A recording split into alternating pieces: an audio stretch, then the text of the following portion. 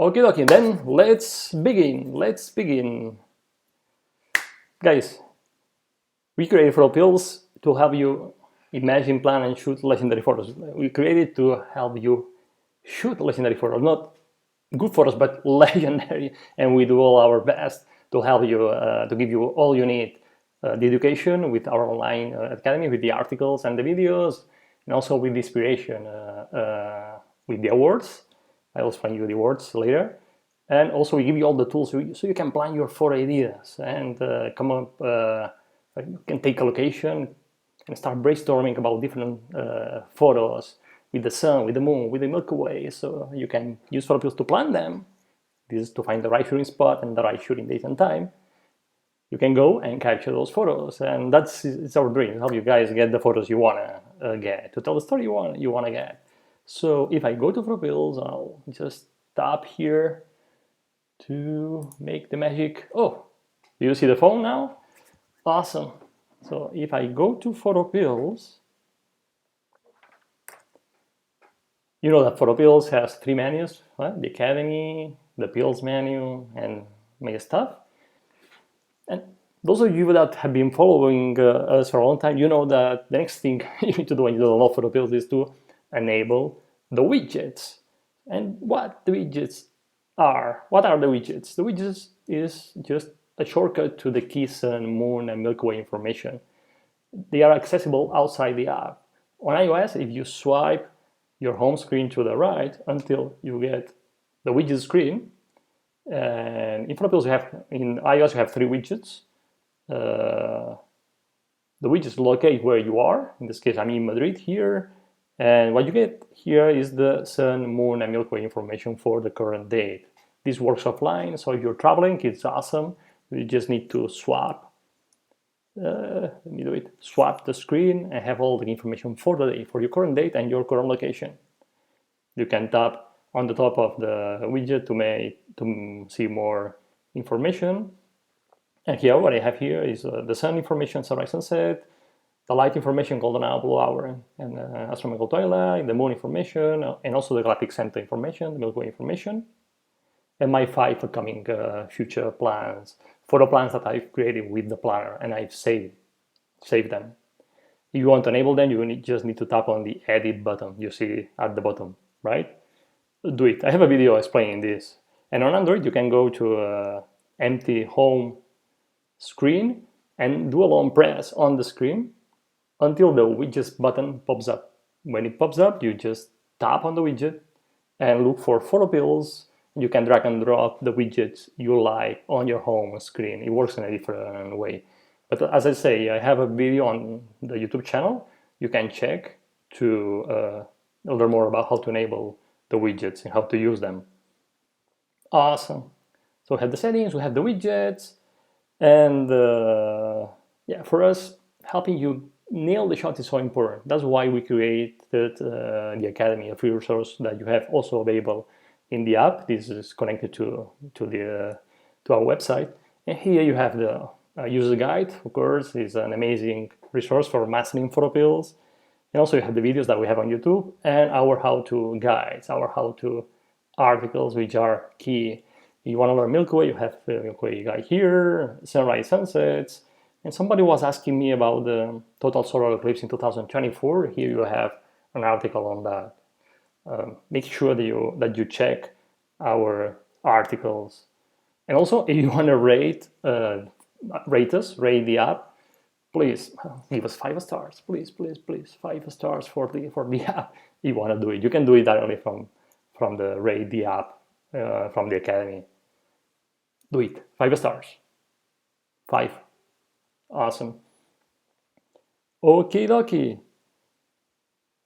So you know how to shoot the Milky Way. You know the theory, and you pick a location and you need inspiration. If you go to My Stuff, here you have a really interesting button, which is the Awards button. And here what you have, you can submit your photos, by the way. At the bottom you have your submit photos.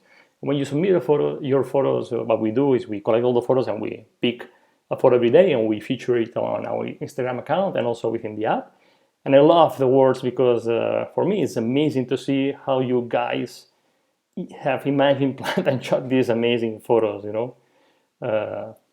It's an awesome resource to get inspired and also to learn how these guys actually took the photo.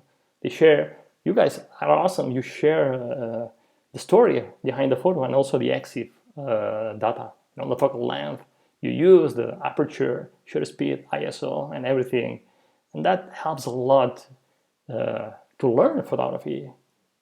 And yeah, we just published the winners, March winners, and congratulations, Yuri Beletsky.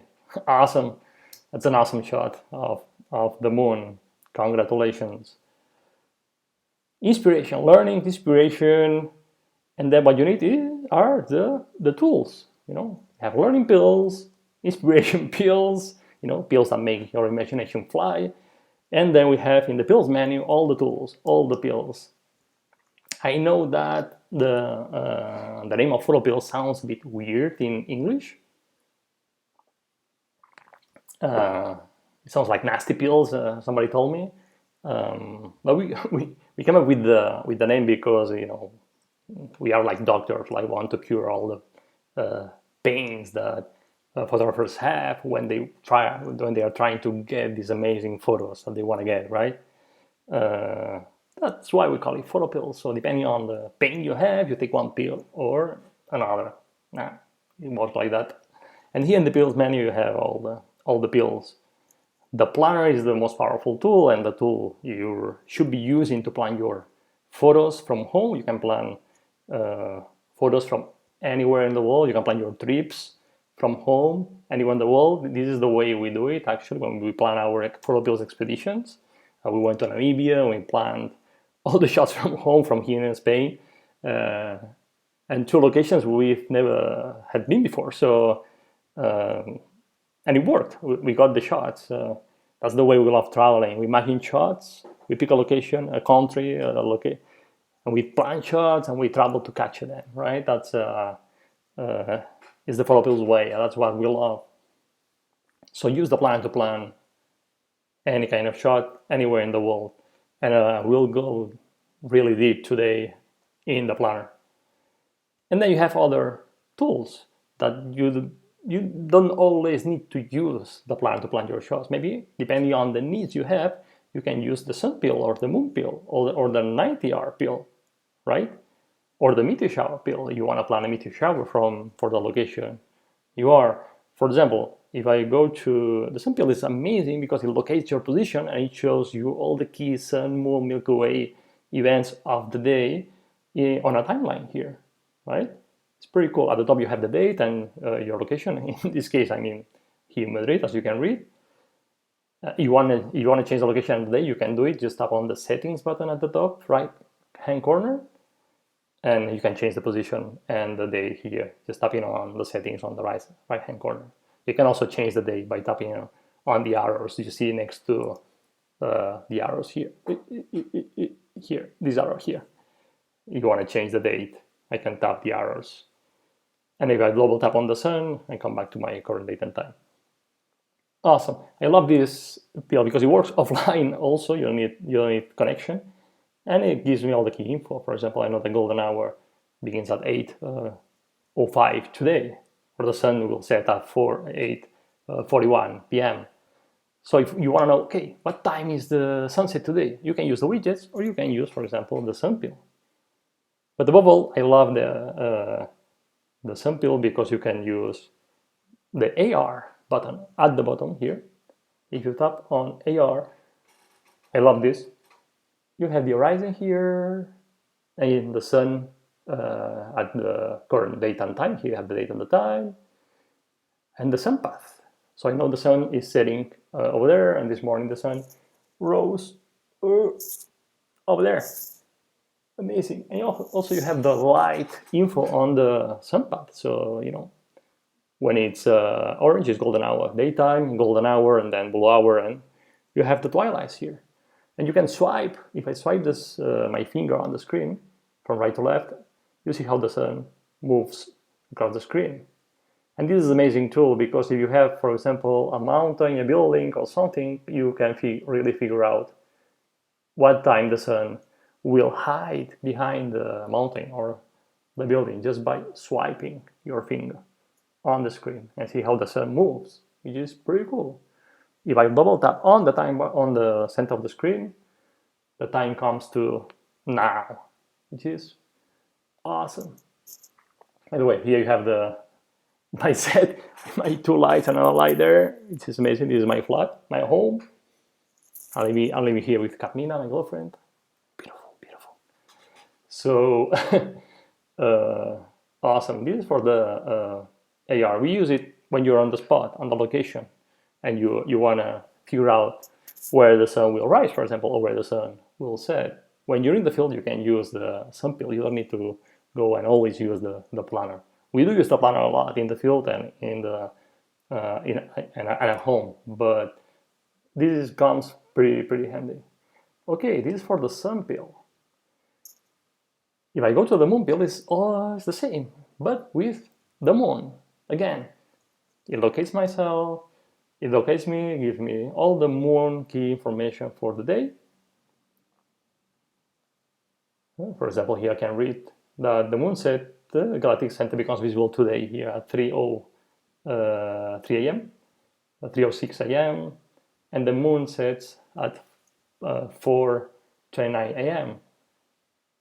And the galactic center will become invisible later. So the moon sets, and I still have time to photograph, for example, the Milky Way this morning at until 6:22 a.m. So this is almost 2 hours. It's awesome to see the moon info and the Milky Way info in one screen, so you know how the moon will affect the shooting. But what I like about the moon pill is the calendar. If I tap on the calendar, what you have here is a typical moon phase calendar. Today is in the blue circle. It's today, so today is April 2nd, and the yellow circle represents the yellow circumference represents the supermoons. So on the calendar, whenever you see a yellow circle, it means a supermoon, and we have a supermoon next week. Here in Madrid is on the 8th, and we won't be able to go and photograph it because of this COVID-19 thing. COVID. We had a really nice shot planned in Menorca of the moon setting behind our neighbor island, Mallorca. Do not confuse, never confuse Menorca island with Mallorca island. Minorca is Minorca and Mallorca is Mallorca, right? Do not confuse. So yeah, we had this shot, but Tony won't be able to make it because of the quarantine thing. So here I can tap, for example, on the 8th to have all the key information for the supermoon shot. And when I have it here, I can also tap on action. You have the action button at the bottom on the right. And for example, I can decide to send this day to the planner. If I tap on send to planner, what happens is that the planner opens with the date on April the 8th. So I can start planning the supermoon. This is one way you can send a day to the planner from the moon pill. Well, you see here at the top that you have the full moon, the supermoon. Awesome, but let's go back to the moon pill, for instance. And here I think, okay, oh yeah, and here you also have the AR button. If I tap on the AR, you have the same thing that you have for the sun, the horizon, and the moon path. Where is the moon now? Where are you? Moon, there. So if I go out my building, the moon should be over there. And you see it the way you would see it in real life. So with the same face and same position of the face, which is pretty cool. Okay, this is the moon pill. Another cool tool that we have here is the night AR. I suppose you guys know how to use the night AR. I think it's the most used pill when you're in the field and you want to plan the Milky Way. For example, imagine that you're in the field shooting the sunset and you want to plan a Milky Way shot for that night. All we have to do is to take PhotoPills and tap on the night AR, and Now the screen is kind of yellow because it's daytime. You have the daytime time here. But if I swipe time until it's crystal clear, it means that's nighttime. So if I'm looking, here's the Milky Way, the core of the Milky Way. I need to move time forwards until the core is above the horizon, for example, right here. So I know that at 4:55 a.m. here in Madrid, where I am, the core of the Milky Way is the galactic center will be right over there. This is the core of the Milky Way, the brightest area, part of the Milky Way, and you have it like in a diagonal, that direction in a beautiful diagonal at 5:45. So when I know where the Milky Way is, imagine that I have a beautiful subject, I can change my shooting spot in order to compose the Milky Way shot, right? I know where my subject is, I know where the Milky Way will be, and then I just need to, change my shooting spot to make it work, to make the Milky Way work with my subject. It's as simple as that. And I can still move time forward and see, okay, it gets vertical, but not completely vertical, right? Pretty amazing. Awesome. I think Herman, oh yeah, Herman is telling me that you guys have been asking about how can you calibrate the AR views. You have a button, okay, the visual calibration button here at the bottom on the left-hand side. If you tap it, all you have to do now is to use the sun. So if I'm outside, the sun should be in this position. If the picture of the sun on the AR view doesn't match the real sun, all you have to do is to swipe the screen to place it right where the real sun is. Imagine that the real sun is here. And then confirm calibration. And now you can check the Milky Way position. And now what you're seeing through your phone is more accurate because you calibrated the AR view with the sun. You know that the AR depends on the compass and the magnetic field that you have surrounding you, and it's a bit tricky. So for example, you want to plan the Milky Way and the sun is setting, always calibrate the Milky Way with the real sun. So you make sure that what you're seeing through the phone is more accurate. You can also do like the typical 8 figure to, and wait until it gets stable. And also it depends on the quality of the sensor of your phone, of course. But this is the way we do it. Once you have calibrated, and another thing, another question that we have that we are asked a lot is, when I get out of the AR view and I go back in again, you need to recalibrate. You need to calibrate, because magnetic fields are not constant. They change a lot, so it's better you recalibrate every time if you want to use them. This is the way we do it. It takes 1 second. It's just 1 second. 1 second. Awesome. And on the 90, I will have another thing. If you like shooting star trails, use the 90R screen tool to plan your star trail shots. These blue line circles you see here? These lines are telling you the star trails pattern you'll get depending on the shooting direction. So if I'm shooting in this direction, I'm capturing the celestial equator, which is a thicker blue line, where the stars move in a straight line. And on both sides, I'm going to get this pattern that the star trails diverge, right? But if I'm framing the Polaris, you have here the Polaris, you're going to get a circumpolar image. So the stars will appear to rotate around the Polaris. And if I'm framing in this direction, I'm also having this beautiful pattern on the celestial equator in a straight line. The star trails will be straight. And then we have this, the stars converging away from the equator.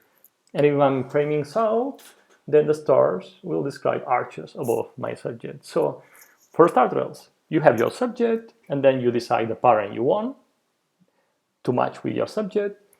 And when, for example, I want the star trails, stars arching above my subject. I know that I need to shoot in this direction, south. So what I do is I move change my shooting spot to make it work with my subject. So I'm shooting towards south with my subject, and the stars will be trailing in form of forming arches above my subject. Another question: is it possible to use PhotoPills without internet connection, without data? Yes. For example, the 90-hour pill. The 90-hour pill is working offline. Sun pill, moon pill, almost everything works without internet connection. What we need internet for the planner, for the map view. There is a workaround here. What you can do is if you plan your shot from home, before you leave home, you can just zoom in and out on the location you want to be shooting, and the map tiles will be stored in the cache memory.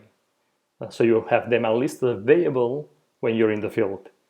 But if the app crashes, you lose the tile. So we need to work in a solution to add like offline maps, so you can work offline with the planner more comfortably. So, but yeah, the sun pill, the moon pill, the AR pill, the widgets, they work offline. Obviously, all the calculators, they work offline, and the planner works offline, but you need to have the map view. So make sure that you upload it before you leave home. Awesome. More questions? No? Good. So as I said, awesome tool to plan star trails and Milky Way when you're in the field. Use the night AR.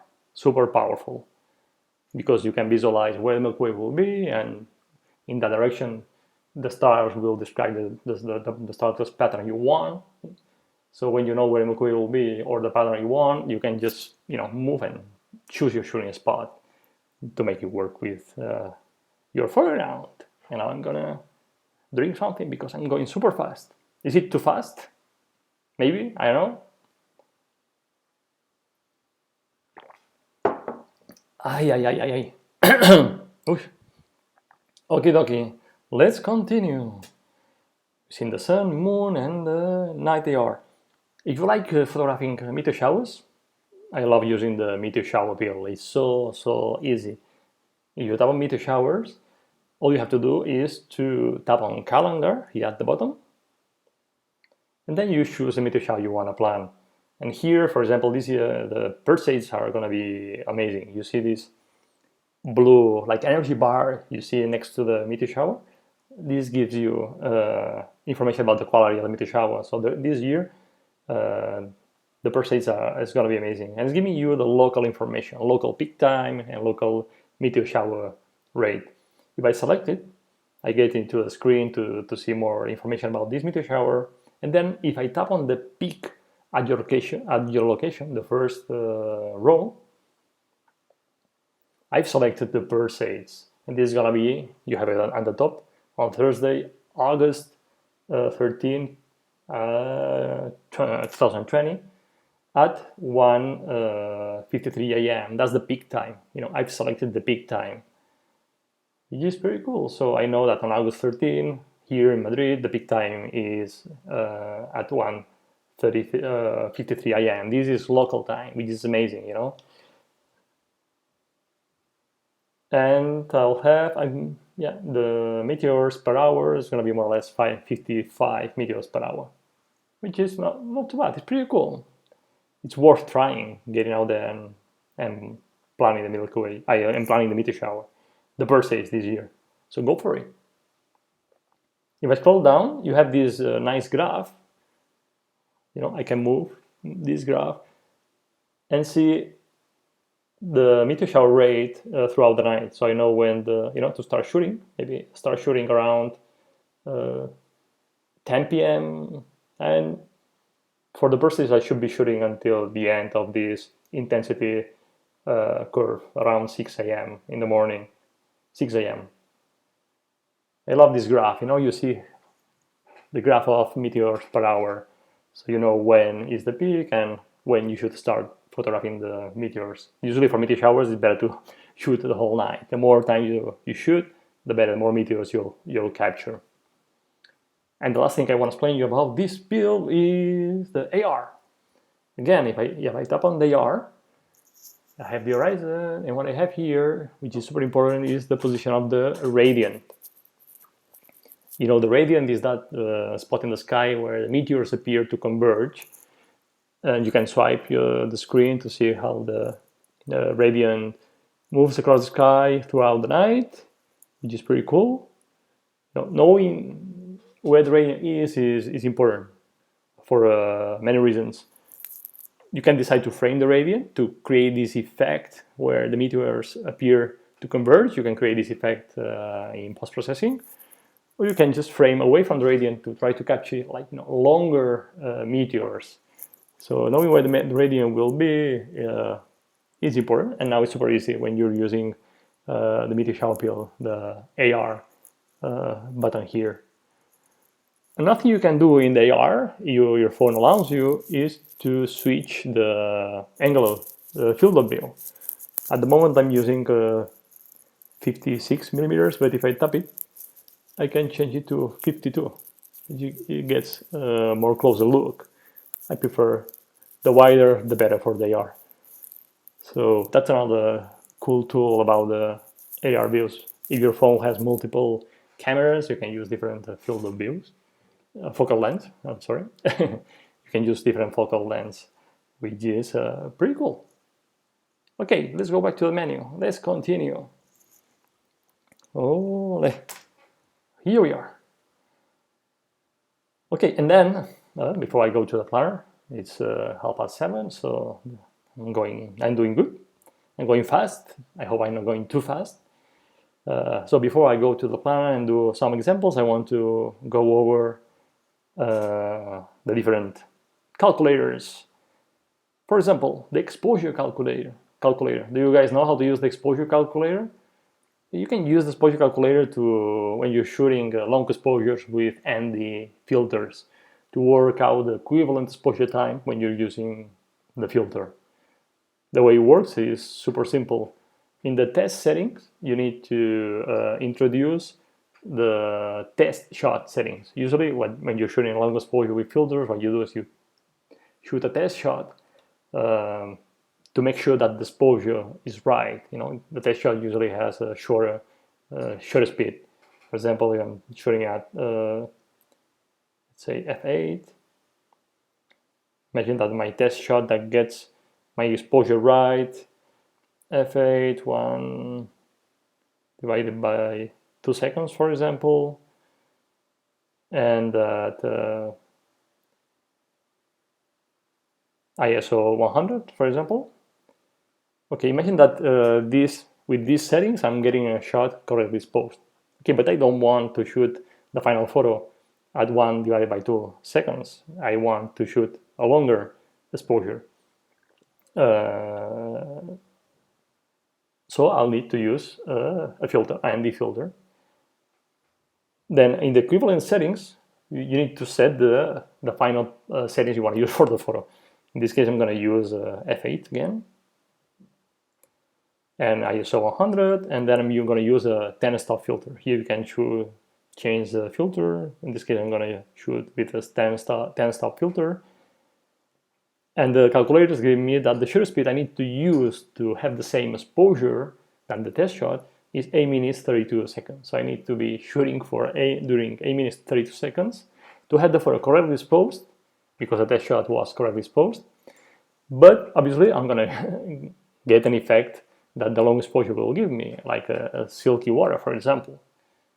In this case, 8 minutes is a lot of time, so maybe I'll open the aperture here a bit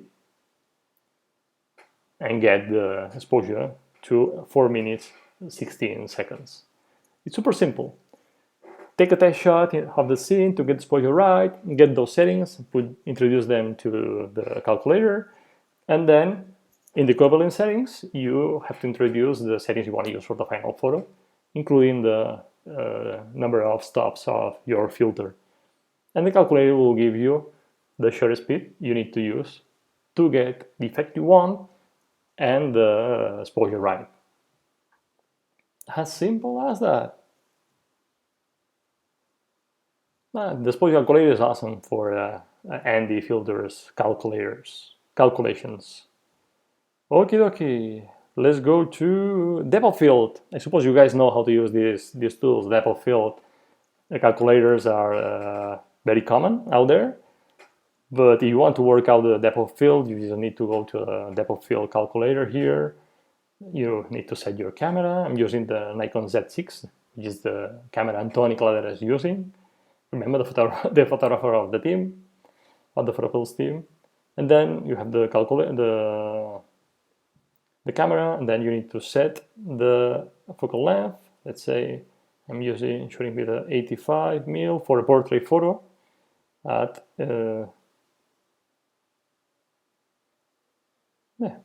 let's do it wide.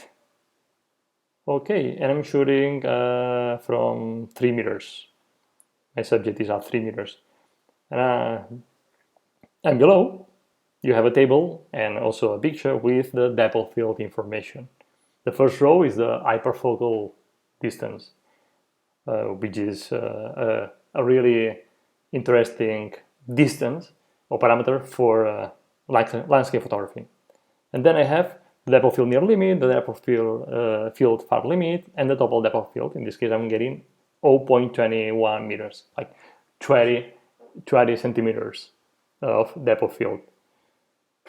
The cool thing about this calculator, as all the calculators, is that they have the AR button, so you can visualize depth of field on the reality. If I tap on the AR, what happens is here, what I have is these are my feet. Okay, I need to get up my feet, and then this line here is drawn on the floor, and here you have actually where I'm focusing 3 meters and the depth of field near limit and the depth of field far limit, and you see how thin it is. This is 20 centimeters, and remember this is drawn on the floor, so I can visualize the part will be in focus if I'm shooting with these parameters. It's a great way to visualize depth of field on the reality. I love it. I love it.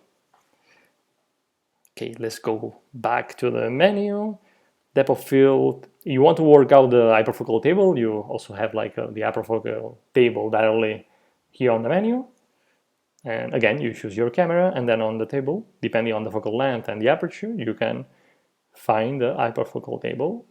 I find the hyperfocal distance. For example, if I'm shooting 14 millimeters at 2.8 for a Milky Way shot, for example, I know that my hyperfocal distance is 2.33 meters.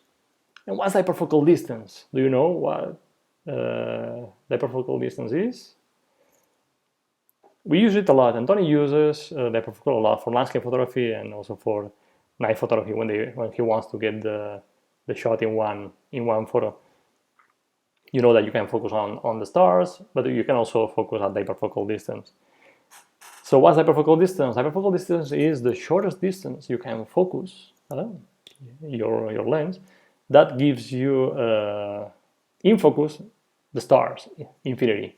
Actually, if you focus at the hyperfocal distance, you get exactly in focus, exactly sharp, from half of this distance to infinity. The key thing when you're focusing at the hyperfocal distance is that you need to make sure that you don't fall short. So if, for example, in this case, hyperfocal distance is 2.33, and you focus at 3 meters or 4 meters, focus at a longer distance.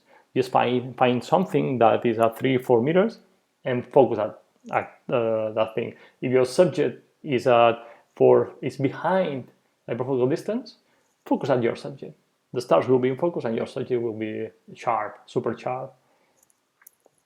That's simple, but don't fall short. If you fall short, if you focus, for example, at a short distance at 2 meters, in this case, if the hyperfocal is 233, if I'm focusing at 2 meters, the stars will be out of focus, right? The depth of field far limit won't be at infinity. So never, when you focus at the hyperfocal distance, never fall short, right? This is super important. Okie dokie. I'm going fast, and I'm getting red too.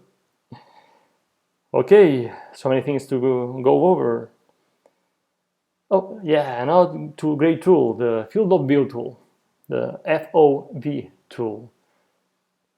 This tool gives you the field of view information, the angle of view, depending on the camera and the settings, the focal length, the focus distance, and if you're shooting portrait or in landscape.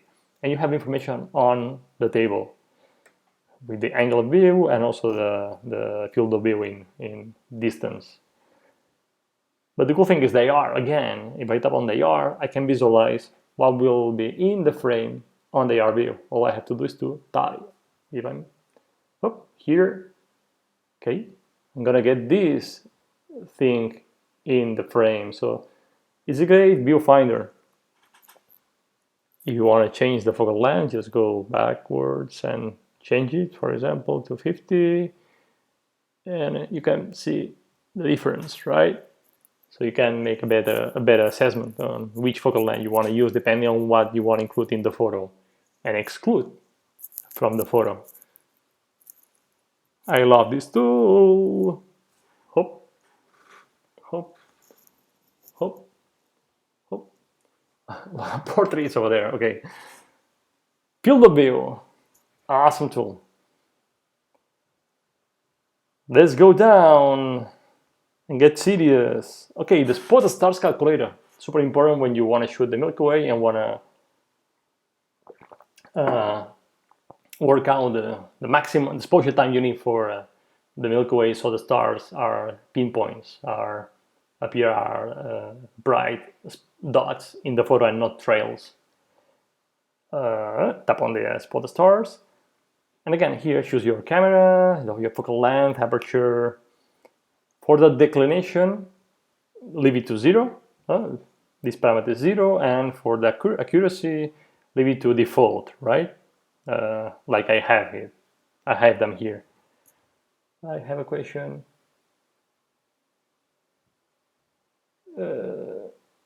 Okay, this question comes, it's for later, when I'm in the planner. Okay, again, for Milky Way photography, what's the shutter speed you need to use? What's the exposure time? You can shoot a long exposure time, but you need to limit it because the stars will start to trail. So this calculator works out the maximum exposure time you can use depending on your camera settings. And I recommend you to use the MPF rule, the first value. In this case, for these settings, it's 17, 18 seconds. Use this number as the first shutter speed you use, and then take a test shot and check if the stars are pinpoints or trails and adjust accordingly. Maybe, you prefer to shoot a long exposure and you don't mind to get a little bit of trail, or the opposite, you want to really prevent and have nothing, no trails at all, and maybe you want to use a shorter shutter speed. But when you're a beginner in the Milky Way photography, this calculator comes in very handy to really work out very fast your starting point, your starting shutter speed. Okay, shutter speed. The star trails calculator is a kind of a sensing. I love it. It's like when I'm nervous, I just do this. So it's so relaxing. Actually, this calculator, what it's giving you is for a given exposure time. You're taking photos during 3 hours and 16 minutes in this case. It's telling you the length of the star trails. So if I'm shooting if I'm framing the Polaris, I know that, and I'm shooting 3 hours, I'm gonna get this length of trails. It's just like that. It's more sensing. Oh, I love it. I love it. Okay, star trails. And then the last pill I'm going to talk about is the time lapse. It comes very handy to work out the time lapse settings. Usually, you can choose to calculate the shooting interval, the clip length, or the event direction. Usually, for example, if I want to plan a Milky Way time lapse, I know the shooting interval and I know that I'm going to be shooting 3 or 4 hours. So maybe I need to work out how long the resulting time lapse will be, how many seconds will the time lapse have. So imagine for the Milky Way, I'm shooting a 20 seconds exposure for the Milky Way. So as a shooting interval, I would insert here 20 seconds of the exposure time plus the delay. Let's say you leave 1 second between shots, right? So 21 seconds. Okay, that's my shooting interval. And then for the Milky Way, I'm going to be shooting, let's say, 3 hours to see how it moves across the sky. Okay, the film will be running at 25 frames per second, and each photo weighs 16 megabytes. You can change these settings here. Okay, and the calculator is giving me the clip length. So I'm gonna get a 20 seconds time lapse. If I want to get a shorter time lapse, I know that I need to, shoot 2 hours only, right? For a 13 seconds time lapse. And also it's giving me the number of photos I need to take is 342, and the total memory I will be using 5.34 gigabytes. So yeah, that's it. That's a calculator. For the time lapse, probably the most interesting setting that you need to work out on your creative side is the interval. The interval is giving you the shooting interval is giving you how you want to show in the film what's happening in the reality. If you need help to assess the interval, you can tap on the interval table here at the bottom, and here you have a starting point. For example, for a sunrise, you can use a 1 to 3 seconds and shoot during 40 minutes. That would be cool. Thunderstorm, you have a lot of different things. Traffic, rain traffic, shoot, vehicles, shoot every second. And even nail races, you want to do a snail race, we recommend you to shoot, to have a shooting interval of 1 second. And maybe shoot for 20 minutes to get the snails, aim to goal. Okay. Time lapse. Perfecto. Questions on this topic? Questions on what we've seen till now? Now I'm gonna go to the planner and push the planner hard to start planning shots. Well, first what I'll do is to give you a really deep overview of the planner, and then I'll start planning shots. Perfecto. How's the shot going, guys? Has everybody left already? I'm talking alone. I'm speaking alone. Okie dokie. I have a question here, and this is for the planner. Let me see, how can I compare the size of the moon in relation to the use of focal length? Okay, I want to be moon, but for the distance, my focal length is 300 and a teleconverter 2x is far away. The frame is too big. We're nothing. Okay, I'll explain this very quickly on the planner. So, planner, how to plan shots anywhere in the world. We use the planner. Use the planner. Tap on planner, and here we are. Okay, when you're what we usually do when we plan shots, everything starts with the location. You need to scout, guys. You need to find powerful locations to plan powerful shots, to capture legendary photos, right? So the location is everything. The more locations you know, the more powerful they are, the better. So do your work and look for locations online, on Google, ask your friends, go outdoors, immerse yourself in the great outdoors and find powerful subjects with powerful locations. Once you have the location, half of the job is already done. Now is when you can go to PhotoPills and place this red pin you see on the map on that location, and then you can start planning different shots, maybe with the Milky Way, maybe with the moon, maybe with the for a sunrise, for a sunset, meteor showers, star trails, eclipses. So the location is everything, because when you have a location, as I said, the first step is to place this red pin on that location. Second step you need to learn is how to change the time, right? With the time bar you see here. So you can set the date you want to go shoot, for example, in that location.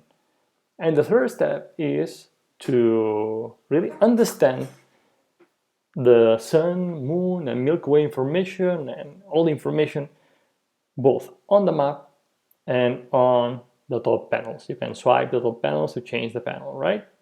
You know that. So move the red pin, change the time, and understand the sun, moon, and Milky Way information on the map and on the top panel. That's all you need to really plan your shots in seconds. And I hope after today you're able to plan at least you're able to plan your shots faster than before. Okay, first step then is how to move the red pin. How to move the red pin, super important. There are several ways. You can drag and drop it. Just tap on the red pin and hold it and drop it like this. You can drag and drop it. You can place it anywhere you want. You can just forget about the pin and tap on the screen, and the pin will be placed where you want. Easy. Then to place the red pin on the location where you are at the moment, you are outdoors, for example, and want to place the red pin where you are, you can tap on the plus button here you have on the map. And the first button is the GPS button. If I tap it, the red pin is placed here in Madrid, where I am, right? So I can start planning a shot.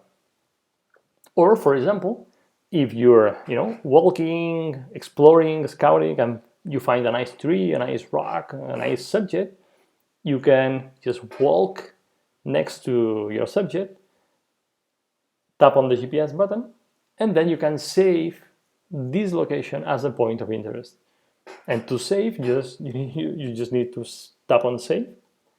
And here you can save a plan, if you want to save like a photo plan, or a point of interest if you want to save a location, so you can use it afterwards. When you're back home, you can load it onto the planner, and you can start planning shots. Which brings me to the next thing, which is the load button. Next way to move the red pin. If you tap on load here at the bottom, you have many options. The first one is the search address. Here you can type an address, the name of a location, and the red pin will be placed in that location. Also, you can load plans. Imagine that you plan a cool shot and you want to load it. If I tap on load, I can load a plan from my list of plans. Or load a point of interest. You want to place the red pin to a point of interest you've previously saved.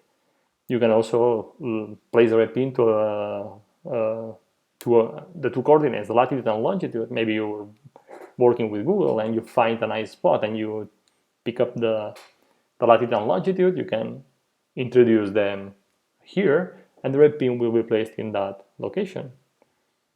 And finally, and last, you can use a geotag photo. Pick up a photo from your camera roll, which has been shot with the GPS information in it, and the red pin will be placed where that photo was actually taken. So the load button is super important, and a lot of people doesn't know how to, place a red pin to a location, to an address. So it's here. It's hidden. I know. I'm sorry, it's hidden, but you have it here in the load button. Super important. Okay, more ways to move the red pin. You can just tap again on the plus button here on the map, and the second button next to the GPS. What this button makes is the pin lifts and then an X appears on the map. And all you have to do is to place the X where you want it the pin to be, for example here, and then tap on the X and the pin will be placed where the X was. To recover a previous position of the red pin, tap again on the plus. And here you have the undo button. If I tap it, it's the third button, the red pin goes back. Tap it again, until it goes back to Menorca, where it was at the beginning of this class. Easy. Every time you use a button from a button, how can I pronounce? My English is so poor. The button, button. Every time I press a button here, it appears on the map next to the plus. To remove this button, just tap and hold, do a long press on the button, and then you can drag it on the plus, and the button is removed. Awesome. Another cool thing about the plus button, if I tap again, is that there is an option that you can see your location on the map, which is the arrow here, the point of the arrow here. What this option does is that it's showing me now my position. So the day, for example, the date of the shooting, I can turn on my position on the map and I can walk. I make sure that this blue circle here is concentric right where the red pin is, because when you plan a shot, one of the questions that you'll have is, okay, but where the heck is the red pin? How can I get there? This blue circle really helps you to make sure that you're at least very close to the red pin position. I'll switch it off because it consumes battery, and I'll remove it by doing a long press and dragging it to the plus. Yeah, that's a question we had a lot. How can I make sure that I'm at the red pin position? You can use your position on the map, and also what you have to do is try to find references that you can see in reality, on the location, and also that they are visible on the map. For example, like these trees I see here, or this rock that has a shadow here, right? For me, it's the most important thing, finding things on the location that are visible on the map, so you make sure that you're at the right spot. That's the way to do it. Okay, back to normal view. So this is how to move the red pin. If you have questions on how to move the red pin, change time, just shut them out. Let's see, Herman has a question here.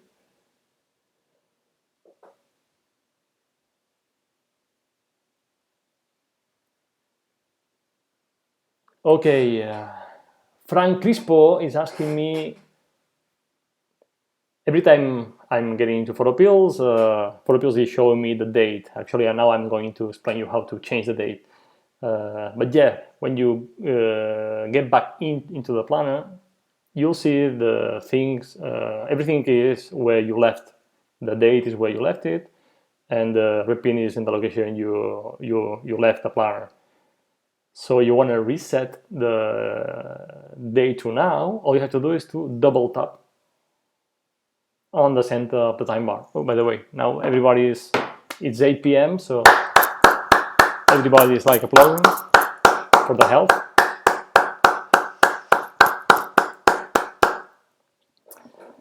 Yeah, tough times, guys. It's crazy. Here in Madrid is pretty crazy.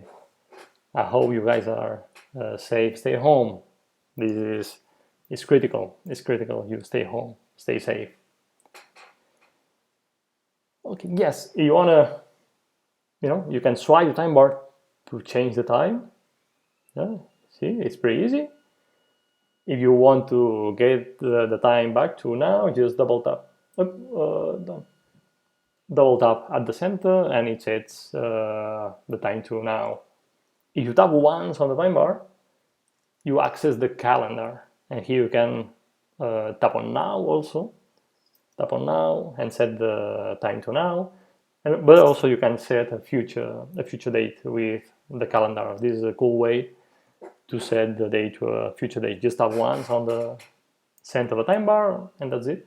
Use the calendar. If you swipe the time bar super fast, you can change the date super fast too. I hope this doesn't kill this streaming. I'm moving super fast now. Yeah? And the cool thing about the sun, the lines you see on the map, is that you can really see how they move throughout the days. It's also powerful, above all when you're planning sunrise and sunsets. You can just change the date very fast and see how the sunrise and sunset directions changes, so you can adjust the right date. Okay, let's double tap on the time bar again to bring day to today and now. And for the time bar, what's super important to know is how you can change the length of the time bar. If you do a long press on the time bar, the length goes from 24 hours to 15 minutes, right? And here, now you can smoothly change the time very precisely, very slowly, so you can adjust your alignments for the sun or for the moon or for the Milky Way. To go back to the previous time bar length, just tap and hold on the center of the time bar, and it comes back to normal. Okay, this is important. So now you know how to move the red pin and how to change the time using the time bar. Next step is to understand the sun, moon, and Milky Way information on the map. Okay, let's move forward. Usually the first time you get into PhotoPills, what you see on the map are the sun and moon information. Only the sun and moon layers are on. If you tap on the map settings button, which is located next to the plus button you see on the map, you tap on this button here, the map settings button. From this screen, you can decide what you want to see on the map. This screen is super important, and I am using it a lot. At the top, you can choose between camera mode or drone mode. If you're planning to shoot with your drone, I'll show you a drone mode, for example. What happens is that the red pin turns into a drone, and on the map you see the framing, the actual framing. So you can look for patterns, for example. Let me fly here. I'm flying this location that there are a lot of patterns.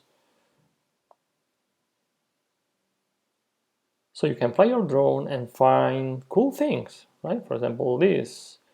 And you can turn and plan cool shots with your drone. And below the framing, you have the height. So I'm shooting from 120, I think is the limit, maximum height. I know that I can get this shot, right? Below here. No. How can I do this? Here. Here. Here at the bottom, you have the height of the altitude of the drone from the ground level. So this is for drone photography. Okay, let's go back to, if I tap on the map settings button, I need to go back to my normal camera mode. Also, from this screen, you can change your map type. So if you want to change your map type, feel free to do it from this screen. And here, and next I have map tools. These map tools are super important. Above all, when you want to plan the field of view and depth of field on the map. If you want, but I'll go over, I'll go over them when I'll be doing an example. What I want you to know is that you can switch on the map layers. Now you see that only the sun and moon layers are visible, are switched on, because the eye next to the layer is not crossed. If I want to switch off a layer, I just need to tap on the eye next to the layer. For example, here, now the sun layer is off, and I can switch on, for example, the Milky Way layer, tapping on the eye. If I go back to the map, what I have here is the sun info on the map and the Milky Way information on the map. I'll explain you what all these lines mean when I'm planning when I'm doing a few examples. Okay, let's go back to the map settings button. Switch on the sun again, switch off the Milky Way. Very important for the sun and for the moon, above all when you're shooting long distance shots and you want a big sun or a big moon with your subject. It's important you switch on the moon size on the map. To do it, just tap on the moon layer, for example, and make sure that the show moon size is switched on. When this option is switched on, you can visualize here on the map.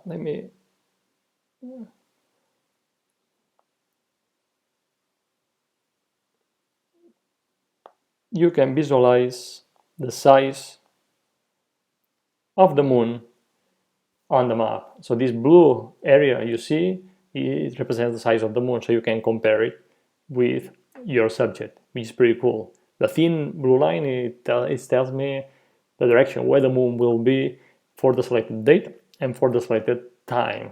You know, if I change time, this line moves, right? It's telling me where the moon will be at all time. Good.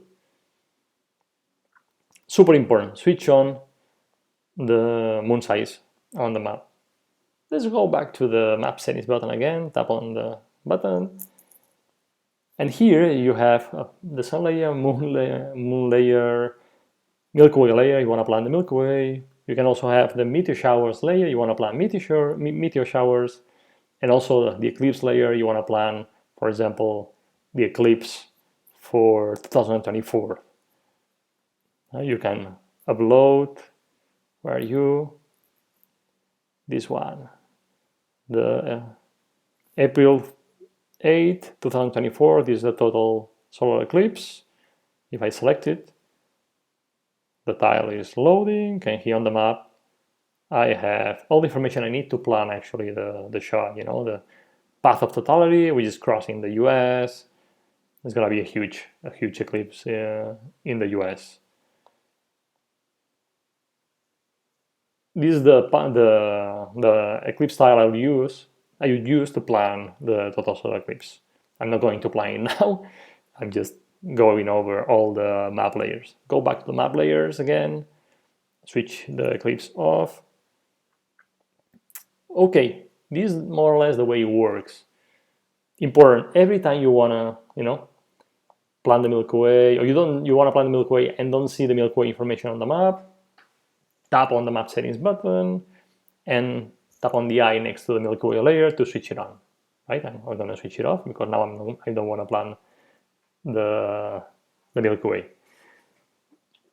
But it's pretty important because we get a lot of questions like, I've lost the moon lines, I've lost the sun lines, I don't know, I missed, I don't know where to switch on the Milky Way information on the map. Always use the map settings button. Super, super important.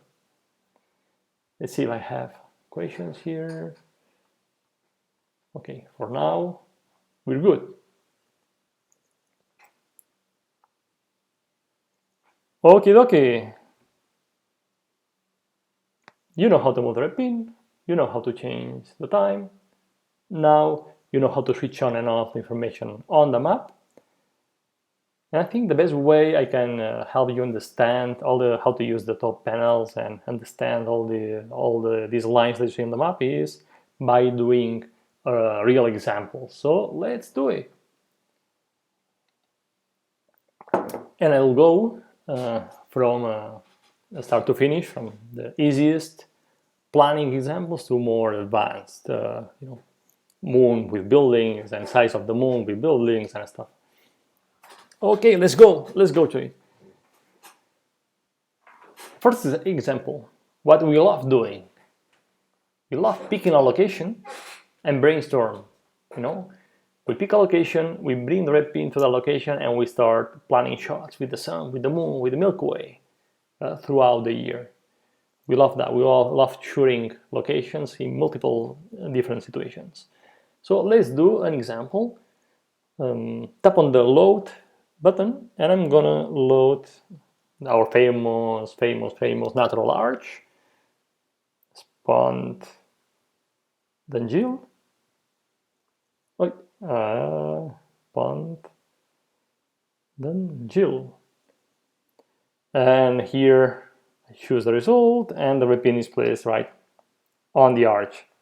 Actually, where the pin is now, where you see it, is right where the natural arch is. It's a beautiful location. We go there every year during the PhotoPills camp. It's a beautiful, beautiful spot. Okay, I'll drag and drop the red pin over here so I can see the situation a bit better. So the first thing I will do is, first of all, let's say I want to shoot the sunset next Saturday. Let's say where the sun will set.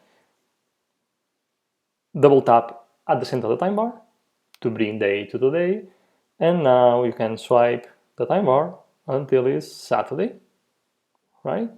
Awesome. I have the red pin in the location, I've set the shooting date, it's Saturday. Well, on the map, what I see is the sunset direction. The sunset direction is this thick orange line, and the thick yellow line is the sunrise direction. The thick light blue line is the moonrise direction, and the thick blue line is the moon set direction. And the thinner lines, the blue and the orange, that move when I change the time, are telling me the position of the sun and the moon for the selected date and the selected time. Cool. So you know that the sun is rising in the direction of the thick yellow line and sets in the direction of the thick orange line. So I know that from this shooting spot, which is pretty cool. Actually, Antonio has a really nice photo from this spot at this time. I can shoot actually from here. It's pretty cool because I can have like the arch that goes deep into the sea aligned with the sunset. So I have like the wall here, the triangle pointing in the direction of the sunset. The sun is setting, and it's not setting. Mallorca is not blocking the sunset, which is cool. Awesome. You know, you can zoom out and see if something is blocking at the horizon. Mallorca is not blocking.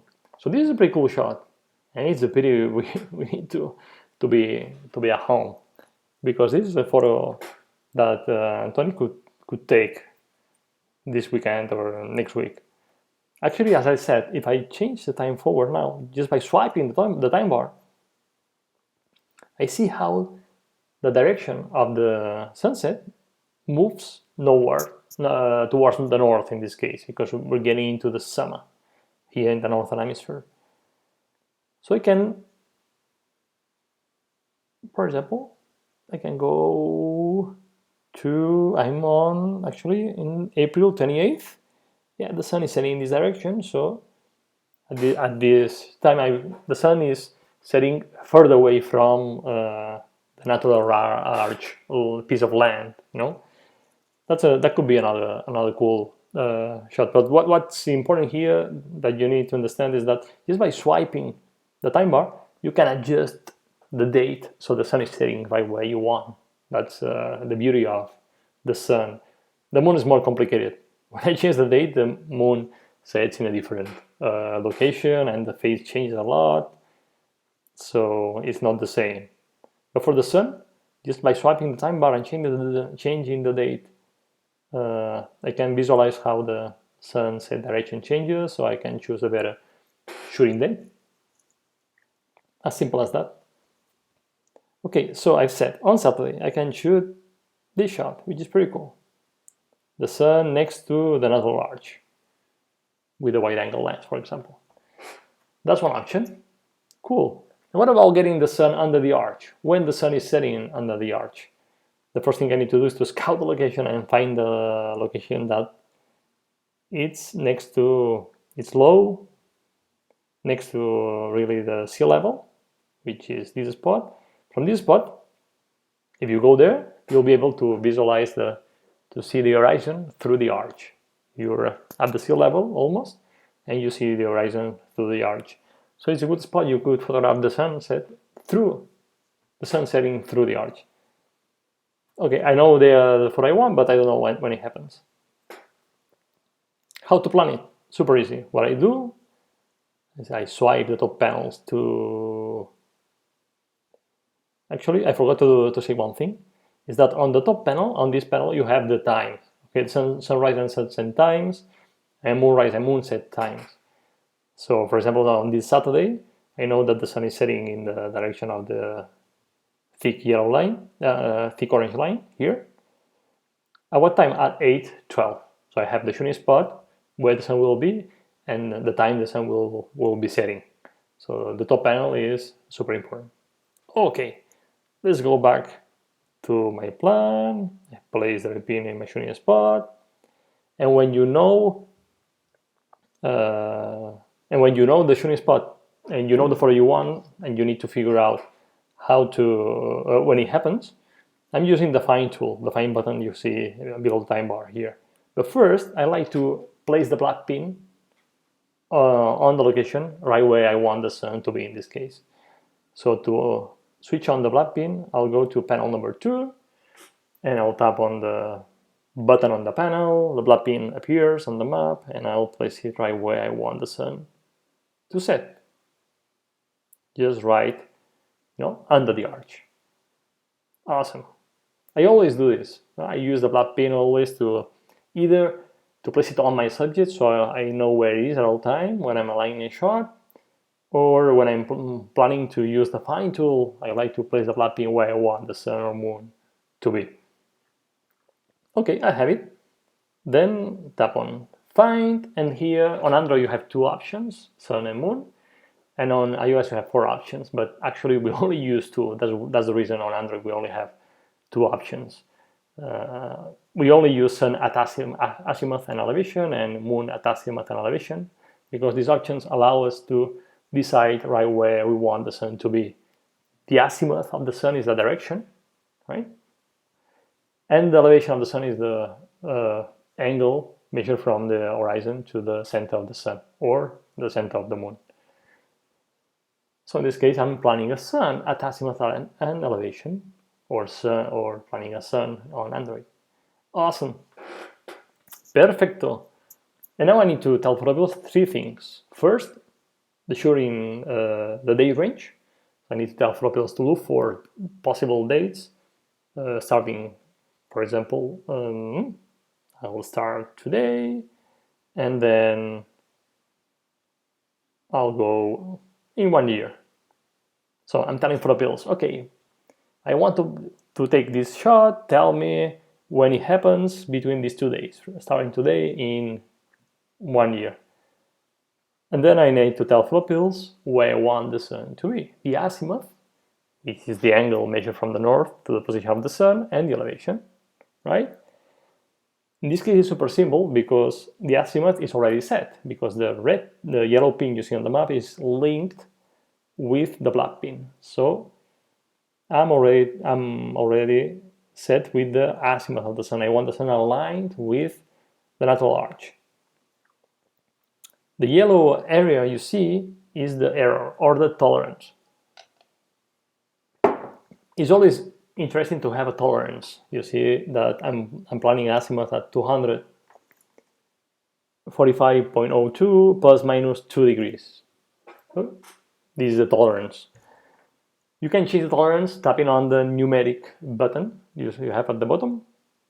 And here I could type 3 degrees, for example, and get a large tolerance. The more tolerance you use, the more likely is to find results. More results will find. PhotoPills will find more results. In this case, I'm gonna set it back to 2 degrees. Wait, 2 degrees. Awesome. So the azimuth is set. Now tap on the elevation tab, and here, easy. I know I want it at 0 degrees of elevation because I'm planning a sunset. Is super easy. Okay, I have the date range, the azimuth, and the elevation already set. Now tap on the search button. Is the magnifying glass icon you see on the top right hand corner.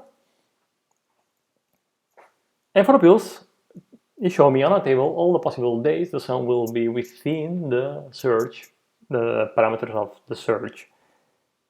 So, for example, on Wednesday, November 11th, 2020, is the first result. So I'll tap on the first result, and as you see, yes, on November 11th, 2020, I need to wait a few months until the end of the year, the sun is setting through the arch. You see? The sun is setting through the arch. If I tap on the Find button again, I can choose another date. It happens also in January. It happens twice a year during a few days, like 2 weeks, twice a year. So in November and in January. In January, for example, 27th, which is my birthday. Here, yeah, during my birthday, happens. I'll be there to shoot it with Antoni and Herman, I hope. Easy. It's super simple. It takes just 1 second to 2 seconds to plan a shot. When you know, okay, my shooting spot is this one, and I want the sun to be set in there, and there is nothing blocking the horizon. It's super simple. It gets more complicated when you have a building or a mountain or whatever. I'll give you an example on that topic later. Okay, but let's move on. Now that I've planned the sun, what about the same shot but with the moon? Is it possible? Will it happen? Let's figure it out. Okay, tap on the Find button, cancel the search, tap on the Find again. Now I'll tap on Moon at azimuth and elevation, and I'll start a search because the date range, the azimuth and elevation is already set. So I'm telling PhotoPills I want the moon to set below the natural arch. So I'll tap on the magnifying glass at the top, the search button, and here PhotoPills is telling me all the dates the moon will be setting in that location under the arch. And more, it's telling me also the moon phase the moon will have, and the background color you see is telling me the light I'll have at the time of the shooting. You know, the light blue is daytime, the orange is golden hour, the black is nighttime.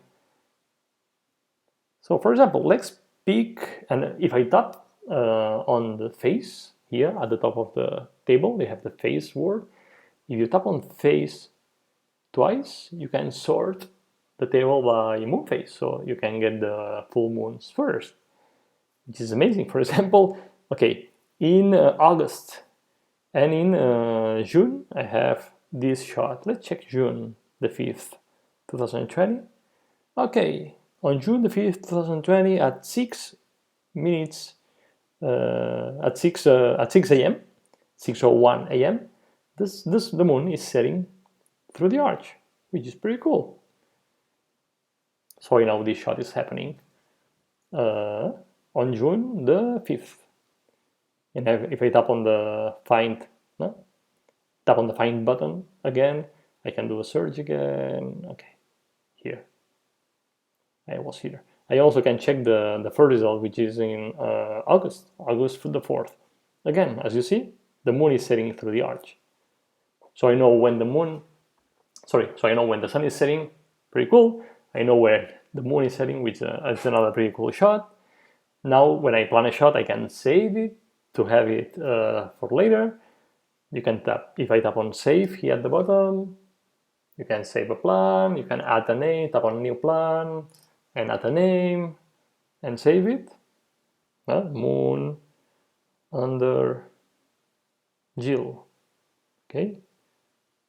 And now the plan is saved to my to-do list. Also, what I can do with the plan, which is super interesting, if you tap on More here, More, More Action, here you can do several things. You can email the plan to a friend, and if your friend is a PhotoPiller, he has PhotoPills, she has PhotoPills, she will be able to import it into PhotoPills. You can also add an alert to your calendar so you don't forget, that you have this shot plan. And also you can send the location of the red pin to the Maps app. In this case, if I tap on Maps, for example, I'm opening my Maps app, and now I can work out the route to get to, actually I'm in Madrid, so I'll have to fly to Menorca, which is not allowed at the moment. But yeah, you can work out the road, how to get to the red pin with this trick, which is important. Remember, tap on the more, action, and here you have the options to send them up via email, add an alert to the calendar, or send the red pin position to your Maps app, which is awesome. Okie dokie. So I planned 2 sunsets and 1 moonset. Let's plan a cool Milky Way shot here. What do you think? It's an amazing location for the Milky Way too, you'll see in a bit. So to plan the Milky Way, what I have to do is to switch on the Milky Way layer on the map. So tap on the map settings button here and switch on the Milky Way layer. Tap on the eye next to the Milky Way. And when I'm applying the Milky Way, I'll switch off the sun layer. I'm always leaving the moon layer because I need to know where the moon will be when I'm shooting the Milky Way. So let's go back to the map. And here, what you see now is the Milky Way information on the map. Now there is no Milky Way because if you check the time bar, well, I'll double tap again on the center of the time bar to come back to today. When it's daytime, there is no Milky Way. Awesome. Now swipe the top panels to the left until you get to the first Milky Way panel. This Milky Way panel is super interesting because it's telling me that the galactic center for the selected date, this is today, April the 2nd, will become visible at the red pin position at 2:30 a.m. And this is in the direction of the gray line, the light gray line you see on the map. And it will become invisible at 5:52 a.m. in the direction of the darker gray line. Now, if I swipe time forward, you see that the Milky Way, when the nighttime begins, the Milky Way arch appears. The Milky Way is a 180 degrees arch, which is represented on PhotoPills by this white dotted arch. If I could keep swiping time, moving time forwards, you see that there is a moment, there is a bigger dot on the arch. This is the core of the Milky Way. This is the galactic center of the Milky Way. And as you've seen, it becomes visible in the direction of the gray line, and it becomes invisible in the direction of the dark gray line, right? It's because daytime is coming, so the Milky Way is not visible during daytime, so it disappears. Awesome. The Milky Way has 4 key points that you need to understand. One is the galactic center, which is represented with this white dot on the arch. Then the center of the Milky Way, right at the center, right here, the center of the arch, is the highest point of the Milky Way. You have the galactic center, then the highest point, and then you have the 2 crossing points of the Milky Way arch with the horizon, which on the map you can see with this thin white line. This thin white line is telling me where the Milky Way will meet the horizon.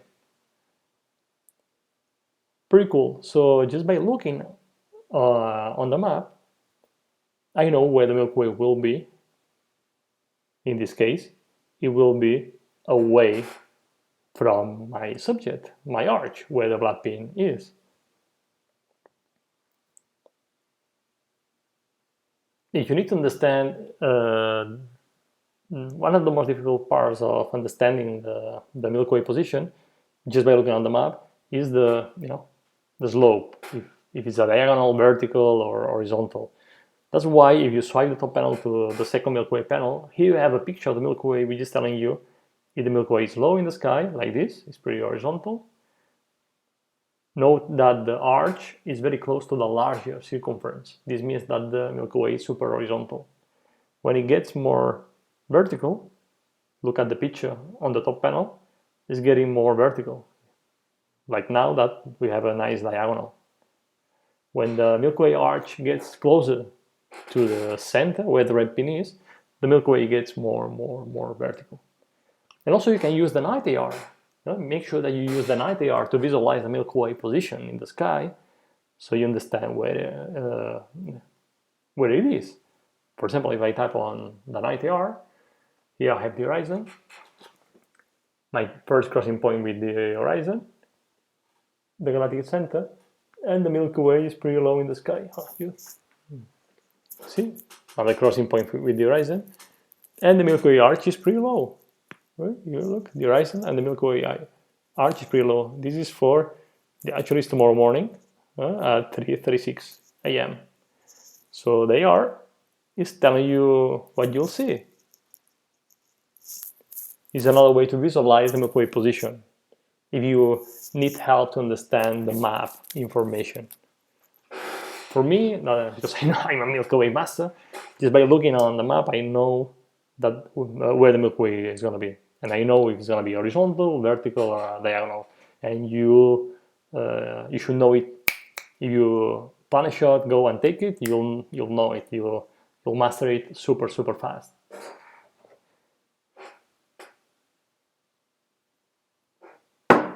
Oh, Herman is telling me 2,000 times if I can repeat how to move the red pin, the black pin. Yes, I can.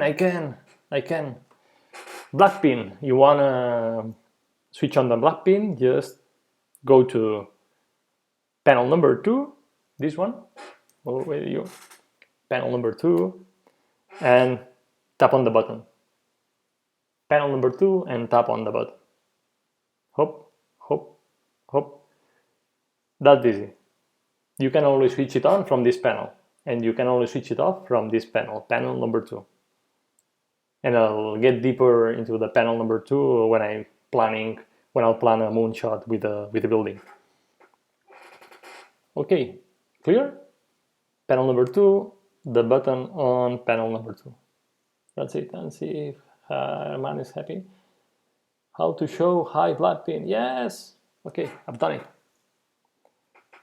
Ready. Panel number 2. Tap on the button on panel number 2. Okay, let's go back to the Milky Way panel, the second one.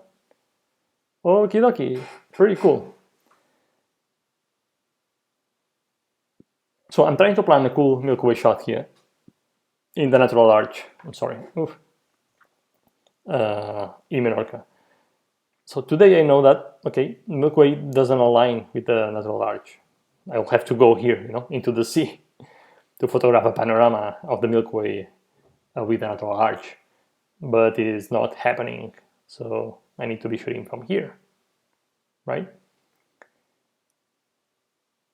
Okay, it's not a cool location for shooting the Milky Way in March, in April.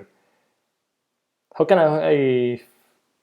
the next step is what I do to plan the Milky Way. When I have the red pin in a location I want to plan the Milky Way, what I do is I check all the new moons throughout the year. I know that for a given month, the Milky Way doesn't change that much, the position. I know that for a given month, I can shoot the same shot almost every day. The only thing that will change is the weather conditions and the light, the moon conditions, right? So by checking the Milky Way throughout the year, all the new moons, I'll quickly know all the possible shots I can capture in that location. And I'll do that now. And the easiest way to jump time to the next new moon is by tapping the Milky Way icon you see on the top panel. And this is super important. If I tap the Milky Way icon from the top panel, you see that the date has jumped to April 23rd, which is new moon. Notice that the energy bar you see next to the icon now is completely full. It's blue. completely full. This is because it's new moon, right? It's super important. This energy bar is giving me information about the moon phase. When it's empty, it's because the moon phase is large, it's big, you have a big moon. So you need to pay attention to the moon. When the energy bar is full, the energy bar next to the Milky Way picture is full, is because it's a new moon, like on the April 23rd. Awesome. So on April 23rd, let's see the shots I can get here. When the Milky Way aligns with the black pin, it's daytime, so it's not possible. So I'll jump to the new moon in May. I'll tap again on the picture of the Milky Way on the panel. So the new moon in May is the 22nd of May. You have the date on the time bar. And I'll check again. Okay.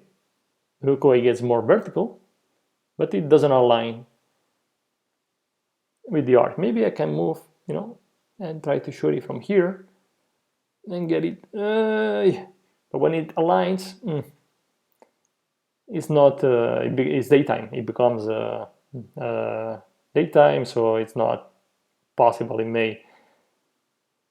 So what I'll do is I jump time to June. Tap on the icon of the Milky Way again. And now, yes, now I can align the core of the Milky Way with my natural arch in June, but for an angle which is not completely vertical. I mean, I'll have the natural arch and the Milky Way, which is going to be almost vertical, but from this location I won't be able to see the arch completely. If I want to see the arch completely, I need to shoot it from here, a more frontal shooting spot. So in June, it's not possible either. So I'll jump time to July, 20th of July, new moon. And in July, yeah, as you see, in July, the Milky Way is vertical and aligned with the black pin and aligned with my natural arch. I can photograph the arch and the Milky Way vertical with the arch. How do I know that the Milky Way is vertical? Because, as you see, the arch goes over the red pin. And the picture on the top panel is showing me a vertical Milky Way. And also, if I type on the AR, night AR button, voila, here you have it. The Milky Way is super vertical above my head. When you're using the AR button or night AR button with the planner, you need to think that you're at the right pin position, right? Everything we see on the planner or through the planner is reference to the red pin position, not my position. So this is how you would see if I am at the red pin position, where there in the Spondent Chill in Menorca. So it's that easy. To plan the Milky Way is super, super simple. Just place the black pin on the location near your subject, and then check the 12 new moons throughout the year and move time until you find all different compositions. That's simple. If you want to shoot a panorama of the Milky Way here in this spot, it's not possible. As you've seen, I need to shoot it from the sea, so not possible. But the vertical Milky Way, yes, and it's an amazing shot. If you want to shoot the panorama of the Milky Way, here in the Northern Hemisphere, now it's a great time. This is the perfect position of a Milky Way panorama. The Milky Way is low in the sky, and you have the core above the horizon, and that's the position you want. For example, if I want to shoot the panorama of the Milky Way in Menorca, Spondent Chill is not a good location. I can check another location. To do it, I'll switch off the black pin from panel number 2. And for example, I can go to this cool location here. Let me see, where are you? Favarich Lighthouse. And I tap on the map to place the black pin, and here I can. Easy. From this spot, I Actually, this is happening tomorrow morning at 4:42 a.m. The Milky Way will be arching above Punta Nati lighthouse, a beautiful lighthouse that we have in Menorca. Easy. Red pin on the location. Change the time to all the new moons, and when you find a position of the Milky Way you like, vertical, diagonal, or a panorama, then just move the red pin and compose your shot with your subject in the location, or check another location to find the shot. It's that simple. Planning the Milky Way is super fast and super simple. Okay dokie, time is running fast, so I'll start planning the moon. The moon is the most difficult thing you can plan because you need to take into account a lot of things, the moon size you want compared to your subject, and also the natural light you'll have at the time of the shooting. You want to photograph the moon during golden hour and blue hour if possible, because it's when you get this powerful moon, you know, yellow and bluish and orange and pink moon sometimes. And you can capture in one single exposure both the foreground, your subject, and the moon. So let's go plan the moon. And to plan the moon with the building, I'll go to New York. Let's plan the next week supermoon with the Empire States. Okay, let's do it. I'll switch off the Milky Way, just tap on the map settings button again. Tap on the eye, switch off the Milky Way layer, tap on the eye next to the Milky Way layer, and I'll switch on the sun layer again. Okay. As always, let's plan the shot. Let's place the red pin. Oh, wait a minute, I have a question here.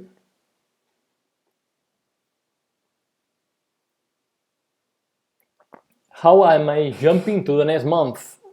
You need to go to the second Milky Way panel, this panel, and you tap on the button here. All the way on the picture of the Milky Way on the panel. That's super important. Tap on the picture of the Milky Way on the panel, and this jumps time to the next new moon. And another question, can Rafael point on the screen and locate, change the panel 1 or 2? Can Rafael point on the screen and locate, change the panel 1, 2? I don't understand this question. Herman, I don't understand this question. Así que, okay. Oh. Awesome. So to change the date to the next new moon, tap on the icon you see on the top panel, on the second Milky Way panel, this one. Oh. This one. Okie dokie. How to move panels? Swipe the panels. Easy. Okay, let's move on, because it's quarter to 9 p.m. here. Awesome. Let's plan the next full moon, the next supermoon with Empire State Building. First step, let's place the red pin next to the Empire State Building. Tap on load here, and type Empire States Building. And the red pin is placed to the Empire States. Awesome. I'm in New York already. And now what I'll do is I'll place the black pin right where I want the moon to be. This is centered with the Empire States. So again, go swipe the top panels to the right until you get to panel number 2, and tap on the button on the panel. The black pin will appear on the map, and now you can place it right where you want the sun to be. And this is super important. Don't make this mistake. Don't place the black pin at the top of the building, right? This is what you're seeing is a photo, orthophoto. So the building is straight, right? It's vertical. So you need to place the black pin right in the middle of the ground level, not at the top. Because when you're planning at the top, when you're placing the black pin at the top of the building, you're placing it in the next building, right? You want to place it right at the center of the ground level of the building, right here. This is very important, and this makes a huge difference when you're planning a long distance shot with the moon. Okay, next step, let's set the date to the next full moon, the next supermoon. How to do it super fast? Swipe the top panel until you get to the sun and moon rise and set panel. And again, here the moon phase, you see, the pitch of the moon is a button which, when I tap it, time jumps to the next important moon phase. So, how to set the next full moon? First, double tap on the center of the time bar to bring day to the day, and then tap on the icon you see on the top panel, right? And time jumps to the next important moon phase. In this case, the next important moon phase is the supermoon, is the full moon next week, which happens on April 7th here in New York. If I tap again on the picture, you see that the time jumps to the last quarter. I tap again, it jumps to a new moon. Tap again, it jumps to the first quarter. To jump time backwards, you double tap on the icon of the moon, right? Double tap on the icon, and time moves backwards. Awesome. So I have the date. This is April the 7th, 2020. And the cool thing is that on the map, I have the moonrise direction. This is this thick blue line you see on the map. And this moonrise direction is super important because now I can just, oops, what I've done. I have it, put it back here, here, awesome. So what I can do now is to place the red pin in a location in a way that when the moon rises, it goes over the Empire State Building. So the blue line is north of the building. That's one of the reasons I love having the black pin on the map, because this way I know at all time where my subject is. Okay, I know that the shot will be more or less this way. Let's find the right shooting spot and the right shooting date and time. And to do it, I'll need to use panel number 2. So swipe the top panel to the right until you get to panel number 2. And this panel is amazing because it's giving me a lot of things. It's giving me the shooting distance. This is the distance between the 2 pins. In this case, it's 3.2K. And also it's giving me the moon height above the ground level of the black pin. So I know that the moon height above the ground level of the black pin in this case is 217.2 meters. And it takes into account the topography difference. So if I want the moon to be at the top of the Empire State Building, at the center at the top, I need to have the moon at the same height that the Empire State Building has. And I know that the Empire State Building is 381 meters. I'll have it here. Yeah, 381 meters is the roof, top roof. The tip is at 443 meters. Not bad. So all I have to do is, if I do a long press on the time bar, I can move time more slowly, more precisely. I can change the time until the moon, the center of the moon is at 100, 381 meters. Awesome. But when the moon, from this shooting spot, when the moon is at 381 meters, the moon is not aligned with the black pin. And now I'll tell you a secret tool to really quickly align the moon with the black pin. Tap on the plus button. And now tap on this icon that where you see the pin and like a kind of lines, a dashed few lines that appear from the black pin, from the red pin. What this does is expands the azimuth lines of the moon, right? And now tap again on the plus button, and now tap on the swap pins button, which is next to it. Tap on the swap pins button. Awesome. And now next step is to just place the black pin right where the blue line is. And swap back the pins. Tap on the button again. And that's it. You have it aligned with the black pin in 2 seconds. Vamos! Awesome! I love it! And double check the top panel about the map. The moon height is 382 meters, okay? 382, 81. It's more or less the same. If you want, I can swipe time backwards until it's 81, like this. Okay, perfecto, and it's still aligned with the black pin, which is awesome. So guys, I've just planned the shot next week.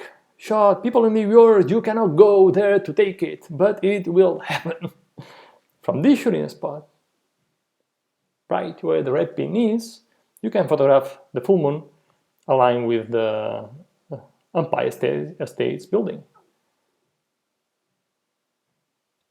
Why? Because, again, the center of the moon is, according to the top panel, 381 meters from the black pin, which is the height of the Empire State Building. So it's going to be center. Obviously, with the moon, when you see it rise, you'll have time to, be ready to move a bit and readjust your composition in case you need it. So you can take several shots with the moon. And Herman is asking me, the moon height is the bottom of the moon or the center? Very important question. Thank you for asking. Everything is referred to the center of the moon or the sun. Always the center of the moon and the sun. Okay, as I was saying, I planned the shot. The moon is aligned with the black pin, with Empire State Building. You see the actual moon size, how big the moon will be compared with the Empire State Building.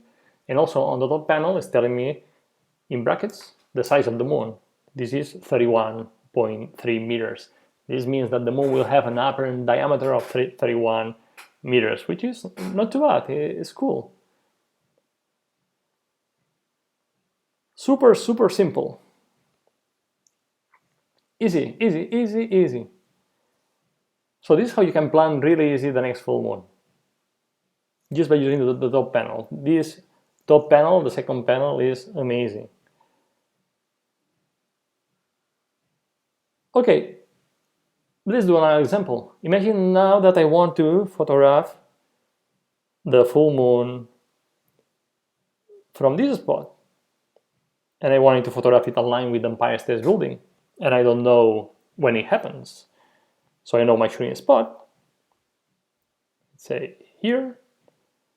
And I know that I want the moon aligned with the Empire State Building. This means that the center of the moon is at 381 meters. When it happens, is it possible? Let's use the find tool to figure out. Wait a minute, that Herman is asking me questions. How do you know what the size?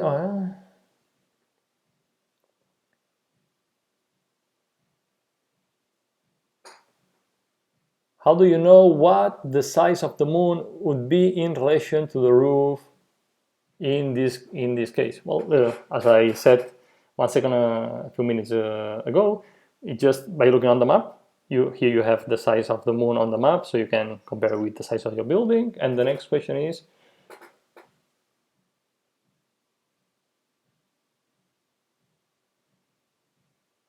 okay, that's a very good question also. Imagine that you want a size of the moon, you have a desired size of the moon, imagine 10 meters, 20 meters, 40 meters. What's the shooting distance? The rule of the thumb is multiply by 100.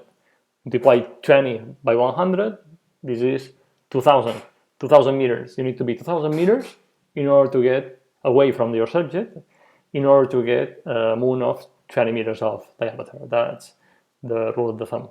There is a tool in PhotoPills which is also telling you this, and I'll go over it in a second. But first I want to finish the example super fast. How can you use the find tool to find when the moon will be aligned with the top of the Empire State Building. So I have the mapping on the building and tap on find moon and azimuth, and here you need to set the day range again, of course. The azimuth is already set, right? In this case, 68.51 plus minus 2 degrees of tolerance, because you can always move a bit your shooting spot to adjust the shot. And then the elevation, this is the key part. What's the elevation? Tap on elevation and then tap on numeric here at the bottom, numeric. And the cool thing about this screen is that you can set the apparent height above blue pin. This is the apparent height above the black pin. So here I can set the height of the building, 381 meters. And that's it. This means that the elevation of the moon has to be 6.37 degrees. So tap on now the elevation is already set. Tap on the search button at the top, tap on the face again on the top of the table to sort out by the full moons.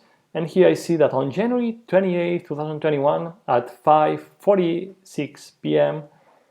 the moon will be aligned with the Empire State Building, which is pretty close actually. It's not too bad, it's cool. Now check the top panel. The moon height above the black pin is 396 meters in this case, so I need to lower the moon a bit to 381. And now I see that the moon is not aligned with the black pin, so I need to realign it, either moving the red pin a bit here, hop, like this, or using the trick, the swap buttons trick. I'll use it again. Tap on the plus, swap the pins, tap on the swap button, and then place the black pin on the dashed line, like this, and swap again the buttons. And here you have it. The moon is aligned with the black pin with the Empire State Building, and the moon height above the black pin is 383.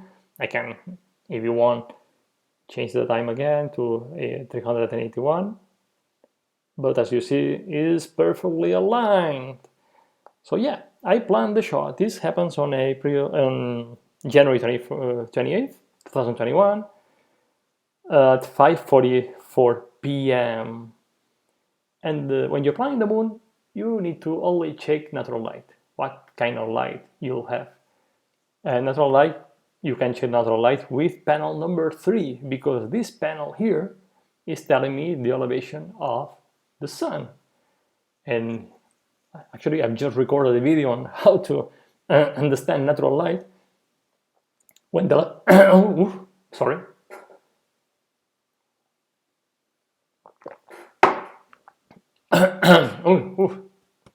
killing me. Sorry.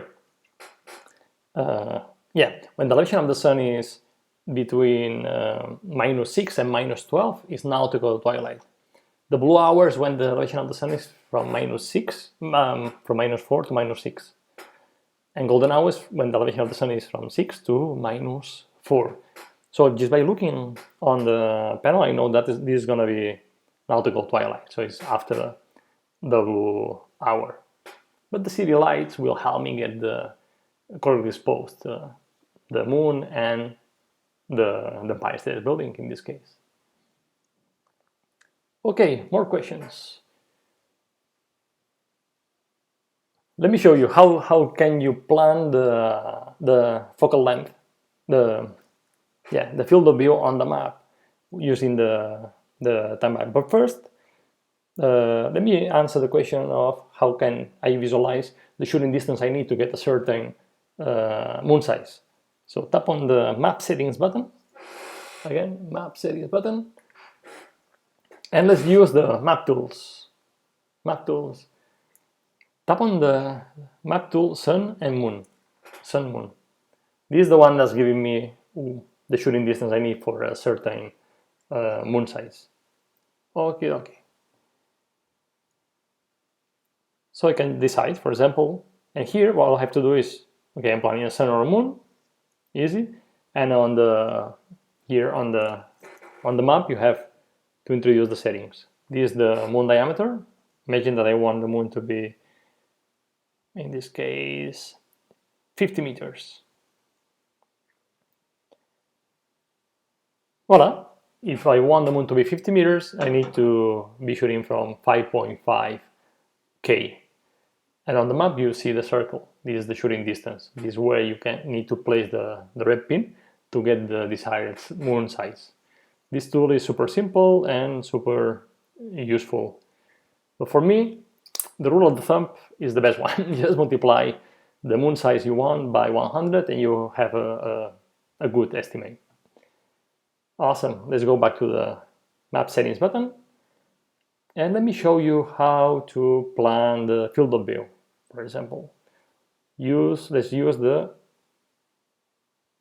map tools, the depth of field map tool. And with this tool, you can plan the depth of field and the field of view on the map, which is cool. And again, here on the map, you have all the settings you need to introduce for the shot.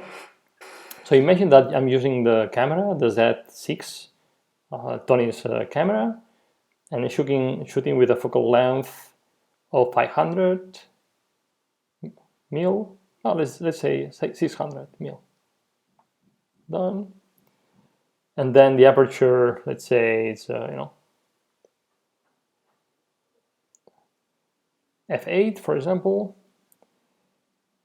The shooting distance is I'm focusing at the black pin distance. So the black pin is about 3.6 kilometers. I'm shooting in portrait, and I want to frame in the direction of the building, so I'm aligning with the black pin, and I always align with the black pin. Hop. And here on the map, I have the field of view I would get. As you see, with the full frame camera, with the Nikon Z6 and the 600mm, I'm getting a really narrow field of view when I'm shooting in portrait. I can swap it to landscape and get a little bit more field of view. And this is awesome because in this screen, what I see is my framing, what will be inside and outside the photo. Also, how big the moon will be compared to my subject with this, blue area you see here, and how big the moon will be compared with my frame. So in this case, the moon will be pretty big compared to my frame. I love this tool, it's amazing. And another cool thing about this tool is that you have the depth of field information on the map. Here you have the depth of field near limit. So if I'm focusing at the building, which is something I recommend you to do, I will get in focus the building and also the moon. Because look here, the depth of field far limit is at infinity. Why the depth of field far limit is at infinity? Because I'm focusing at a larger distance than the hyperfocal. The hyperfocal is 1.5K.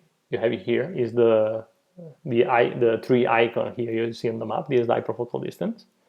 So because the hyperfocal distance is shorter than the focusing distance, because I'm focusing at the building, I'll have the moon in focus and also the building in focus, which is awesome. So guys, this tool is amazing. Use it to visualize the depth of field and the field of view on the map. Remember, to get to this tool, tap on the map settings button, and then you can use the field of view tool because that will give you only the field of view, but I recommend you to use the depth of field tool because it gives you the field of view information on the map and also the depth of field. Okay, and see, we have more questions here. Does the size of the moon depend on the focal length? No. The size of the moon, the size of the moon compared with your subject, in this case with the Empire States, only depends on the shooting distance. The size of the moon compared with your frame, yes, depends on the focal length. But how big the moon will be compared to your subject doesn't depend on the focal length. You know, the building is the same size and the moon is the same size. When you change focal length, the moon in reality doesn't change size. It's just that you're narrowing your view. You go longer, for example, right? But the moon and the building doesn't change. The moon has the same size and the building has the same size. They are physical elements, they are there, and they cannot change their sizes because of focal length. But yeah, the size of the moon compared with the frame, of course. I mean, when you go longer, the frame is narrower and the moon appears to, it's bigger in the frame, in the photo, in this case.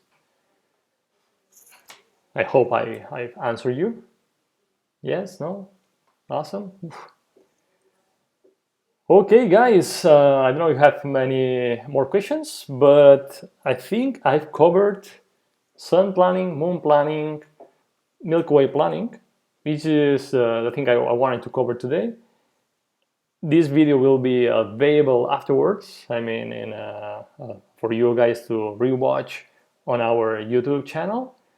And Herman, tell me if there are more questions that need an answer, but for me, I think I'm getting to the end of this adventure here on YouTube.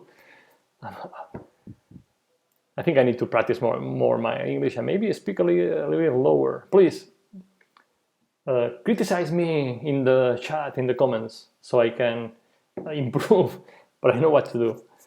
So let me see if I see more questions here.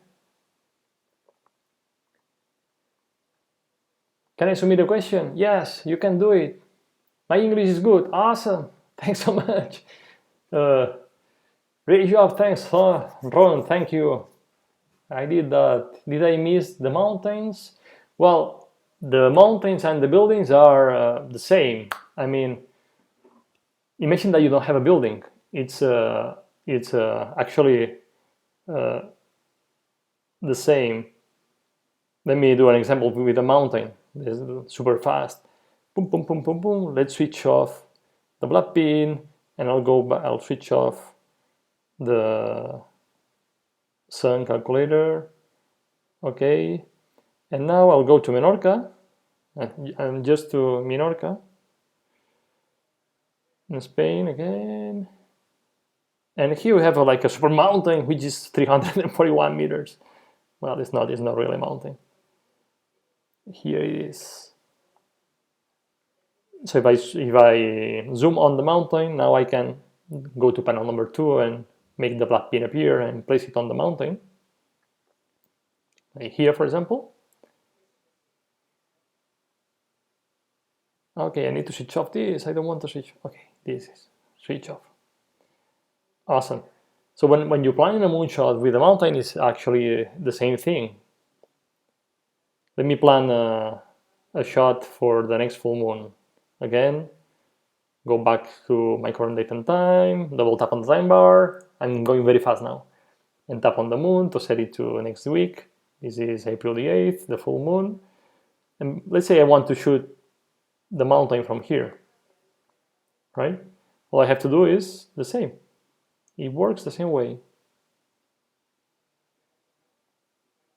You align your moonshot with the mountain, and on panel number 2 you have the size of the height of the moon above the black pin. This is above the mountain, right? When the azimuth line of the moon is dashed, it's because the moon is hidden by the mountain. The elevation of the moon is lower than the height of the mountain. So if imagine that you want to have only half of the moon above the mountain, this means that the center of the moon has to be at the same height of the mountain. Easy. Just move time forwards until the moon height above the mountain is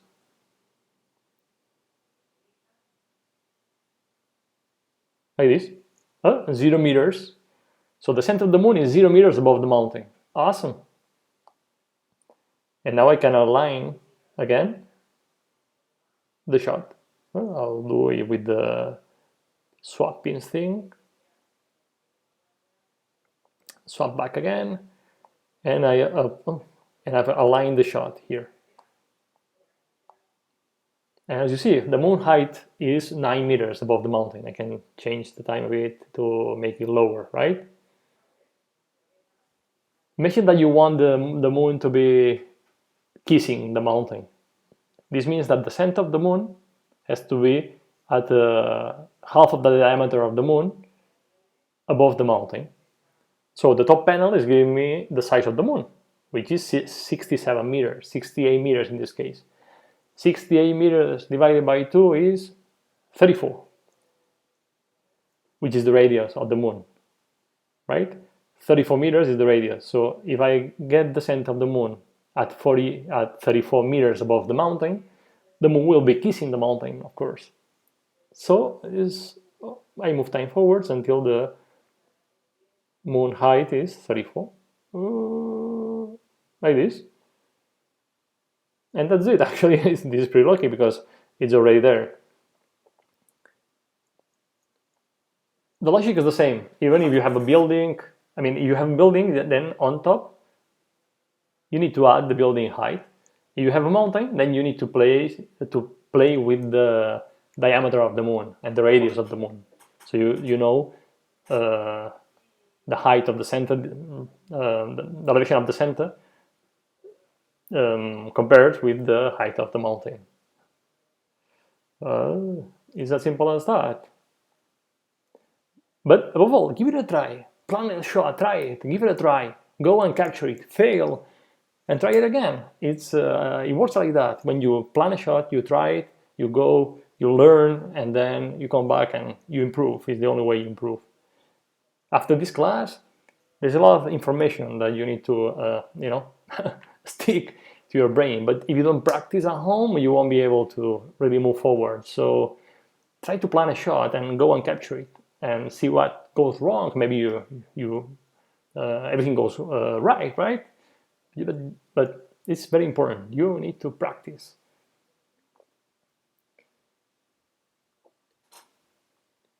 Let me see. More questions?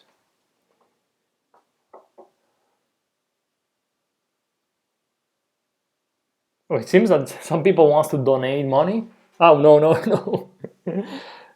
We don't accept donations, guys. When we have something for sale and you want to buy it, please buy it. But this class is for free.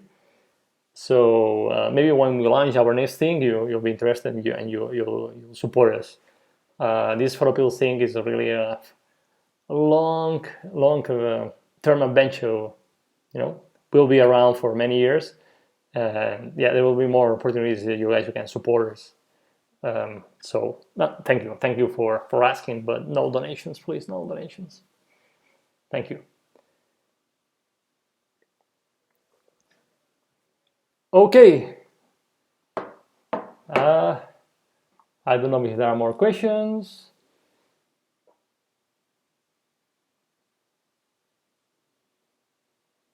Oh, a lot of people is asking a lot of new features. Yes, yes, I see a lot of features. We'll get there. We'll get there. So, guys, thank you so much for your time. We'll be hanging out a little bit in the chat room to chat with you. This video will be available tomorrow. Tomorrow I have the same class but in Spanish. So if you want to learn Spanish, feel free to join us. And that's it. Thanks so much for watching. And remember that you have the power to imagine, plan, and shoot legendary photos. Guys, you can do it. Folks, you can do it. Bye.